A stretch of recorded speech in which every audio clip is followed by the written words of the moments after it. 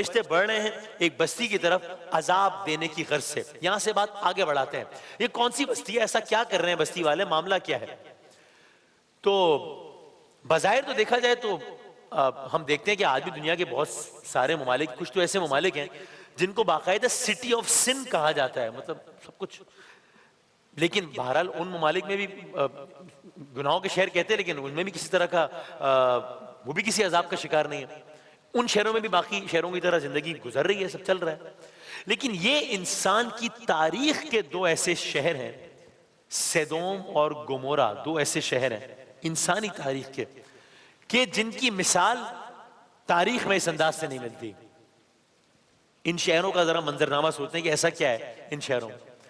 مثلا کہ شہر آباد ہے, بازاروں میں تجارت ہو رہی ہے, ہر طرف خرید و فروخت جاری ہے, خوشحالی ہے, بت خانے بتوں کے پجاریوں سے بھرے ہوئے ہیں, مے خانے انسان کو ماحول سے بیگانہ کیے ہوئے ہیں.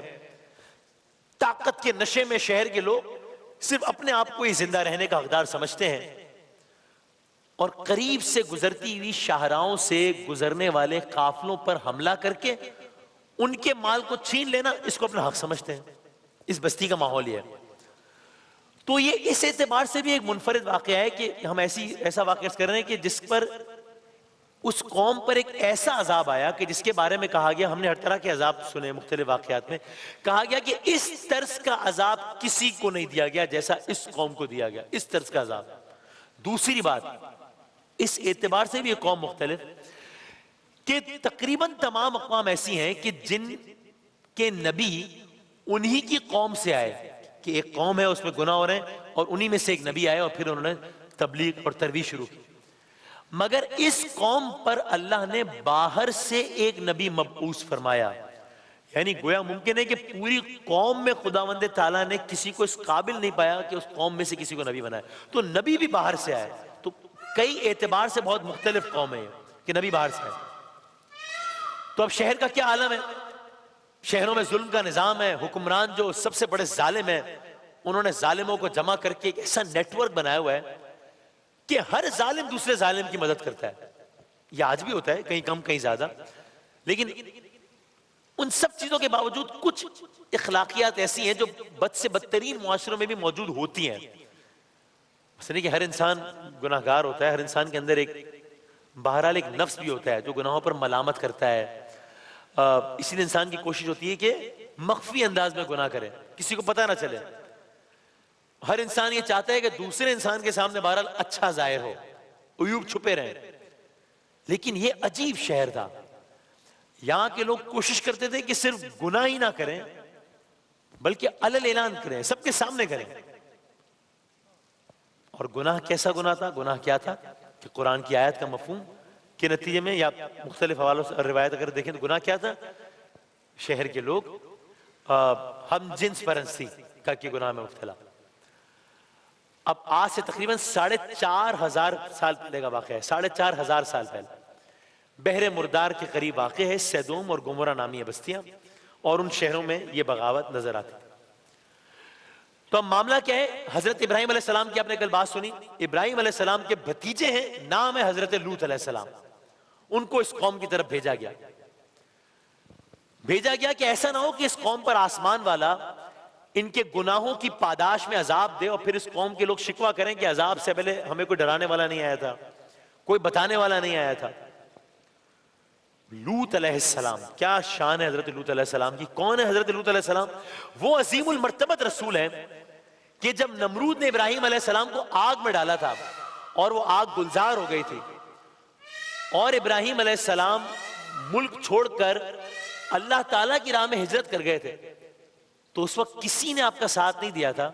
ہجرت کرنے والے قافلے میں ابراہیم علیہ السلام تھے, ان کی بیوی تھی جناب سارہ, اور ان کے بھتیجے تھے حضرت لوط علیہ السلام. اور اب جب یہ جا رہے تھے تو اس قافلے کی کوئی منزل نہیں تھی, لیکن یعنی ابراہیم علیہ السلام جا رہے ہیں, ان کی زوجہ جا رہی ہے, لوط علیہ السلام جا رہے ہیں, نمرود والا واقعہ ہو گیا, تینوں جا رہے ہیں, منزل کوئی نہیں ہے. لیکن جب یہ قافلہ سدوم اور گمورا کے قریب سے گزرا, 3 لوگوں کا قافلہ, تو اللہ تعالیٰ نے لوط علیہ السلام کو ان گناہوں کے شہر میں اللہ کے دین کی تبلیغ کے لیے ارسال فرمایا کہ آپ یہاں جائیے, آپ ان لوگوں کی تبلیغ کیجئے. اللہ اکبر. یعنی اب لوط علیہ السلام کو جب پتہ چلا ہوگا کہ جن شہروں کی طرف ان کو بھیجا جا رہا ہے وہ صرف کافر نہیں ہے, وہ صرف مشرک نہیں ہے, وہ صرف ظالم نہیں ہے, وہ صرف جابر نہیں ہے, وہ صرف بد کردار نہیں ہے, وہ ایسے بد کردار ہیں کہ اس سے پہلے روئے زمین پر ایسی بدکار قوم ہی نہیں آئی ہے, ایسے بدکار ہیں. تو اندازہ کیجئے لوط علیہ السلام کی عزم کا, ہمت کا, نبی ہے نا, انہوں نے اللہ کے حکم پر سر تسلیم خم کیا, اس قوم میں چلے گئے. یہ میرے جملے میں کہہ دیا, بات ختم ہو گئی, لیکن یہ کہنا آسان ہے. ایک اجنبی بستی میں انسان جا رہا ہے, علم حق بلند کرنے جا رہا ہے, خود اس قوم سے بھی نہیں ہے, قوم میں ایک آدمی بھی نہیں ہے جو برائی نہ کرتا ہو, اور اب اس اللہ کے نبی نے ان برائیوں کے خلاف آواز بلند کرنی ہے. تو یہ بہت ہمت والی بڑی بات ہے, بہت بڑی بات.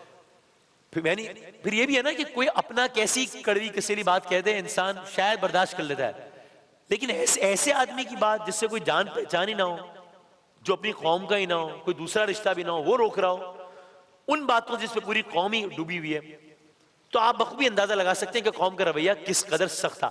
قوم کا رویہ کس قدر سخت تھا, اتنا سخت تھا, اتنا سخت تھا کہ قرآن کی ایک آیت کا یہ مفہوم ہے کہ اس قوم نے لوط علیہ السلام سے کوئی یہ وارن کرتے ہوئے یہ کہا کہ اے, انہوں نے اپنے انداز میں کہا, میں ظاہر الفاظ ذرا نرم کر رہا ہوں, انہوں نے کہا اے لوط علیہ السلام کہ اگر اس عمل سے باز نہ آئے ہم آپ کو جان سے نہیں مار دیں گے, ہم پتھر مار مار کے رجم کر دیں گے, سنسار کر دیں گے. یعنی یہ اتنی اس طرز کی قوم تھی کہ انہوں نے اللہ کے نبی کو یہ کہا کہ ہم, میں دہرانا بھی نہیں چاہتا کہ ہم یہ عمل کر دیں.